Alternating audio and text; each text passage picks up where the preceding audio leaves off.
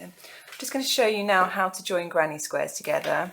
You can sew them together using a sewing up needle and the yarn that you've used to make your granny squares with, or you can crochet them together. I prefer crocheting them together because it's much faster, and if you go wrong, actually it's much easier to put it back and start again. Now normally what you would have is you'd have more than 2 granny squares. You'd have a selection, and what I would suggest is then doing all the rows and then doing all the verticals, so you're just crocheting straight rows all the time. So what you need to do is you've got your granny squares here. I've got the right side facing. If you pop them together so the right sides are facing each other and you've got the behinds at front and back, and then just match up the stitches.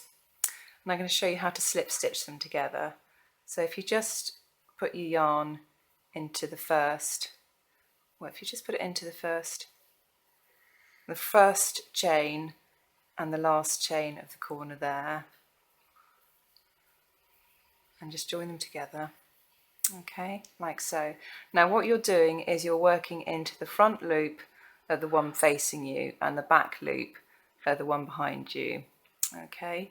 So if I go into the first treble of that one and the behind stitch of that one, and then just slip stitch, then the front one of this one, the back that one of that one, and slip stitch again, and then just carry on along your rows doing that. And then in the space, you can work into the space, but I tend to work into the chain. It's just a little bit neater, so doing exactly the same. So you carry on like that until you've got to the end of your row. Okay, so I've got to the end there, and I'm just going to work into the first one of this chain to the corner space just to finish it off, and then into that one there as well.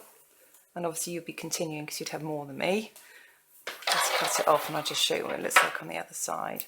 Okay, let's pull that through. So that's the reverse, and there you see on the front they sit together really neatly and you can't see any sign of a join. And you turn it on the back and you've got this quite a nice little ridge here. Quite a lot of people prefer it on the reverse side, to be honest. But there you go. Let's join your granny squares.